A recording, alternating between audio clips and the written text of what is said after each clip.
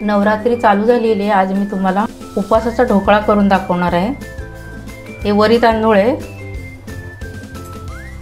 हे वाटी वरी तांदूळ घेतलेले आहेत आणि 1 चमचा साबुदाणा। साबुदाणा जास्त घालायचा नाही आहे। आता हे मी मिक्सरला वाटून घेणार आहे। जास्त बारीक वाटायचं नाही, बंद चालू करून थोडंसं रवाळच वाटायचं। नंतर हे मिरची आणि आलं हे पण मी वाटून घेणार आहे। हे बघा मी वाटून घेतलेले आहे। असं थोडंसं जाडसरच ठेवायचं। ही मिरची वाटलेली घालूया, 2 चमचे दही घालूया, मीठ आधी दह्यामध्ये मिक्स करून घ्यायचं। दही नसलं तर तुम्ही ताकामध्ये पण भिजवू शकता। आता आपण पाणी घालणार आहोत।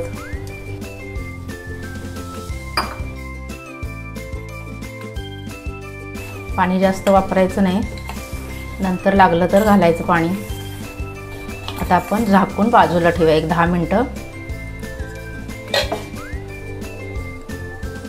1 चमचा तेल घालायचं।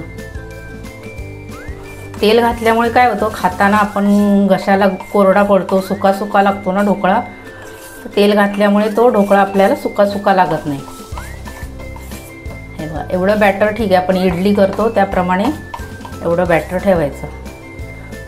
आता याच्यामध्ये तुम्ही सोडा किंवा इनो घालू शकता। तर मी इनो घालत आहे।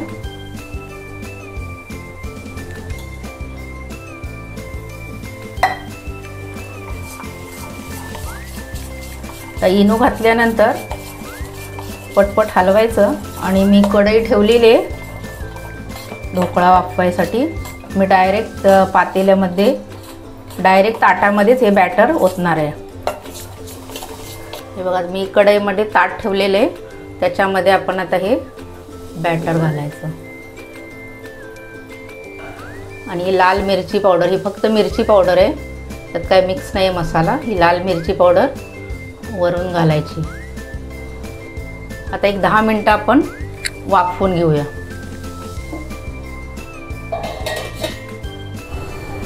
दहा मिनिटं झालेली आहेत। आपण आता ढोकळा वाफवलाय का ते बघूया। जसं हात लावून पण समजतं आपल्याला, हाताला जर चिकटला नाही तर बरोबर शिजलेला आहे। किंवा आपण सुरी घेऊन सुरीमध्ये असे सुरी करायची आणि सुरीला लागलंय का पीठ, नाही लागलं म्हणजे आपला ढोकळा बरोबर शिजलेला आहे। आता पूर्ण थंड होऊन द्यायचा, नंतर आपण कापून घेऊया। हे बघा आपला ढोकळा तयार झालेला आहे। आता हा थंड झालेला आहे। आता आपण कट करून घेऊया। पहिल्यांदा साईडनी करून घ्यायचं कट, याचा फिरवायचं आहे। बघा असा थंड झाल्यामुळे हा लगेच निघतो।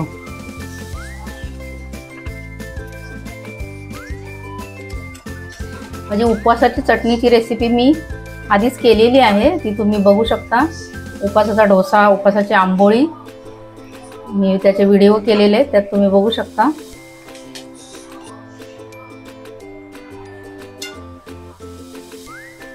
हे बघा ती जाळे आलेले आहे आणि कसा मऊ लुसलुशीत झालेला आहे। आता आपण याच्यावर फोडणी घालणार आहोत। थोडीशी कोथिंबीर, बरेच जण कोथिंबीर खातात उपवासाला, म्हणून मी कोथिंबीर घातलेली आहे। आता ही जिऱ्याची फोडणी केलेली ते आपण ढोकळ्यावर घालूया। वाटत पण नाही की हा उपवासाचा ढोकळा आहे तो, आणि करायला पण सोपा आहे।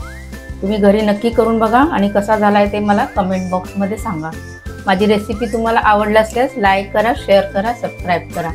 धन्यवाद।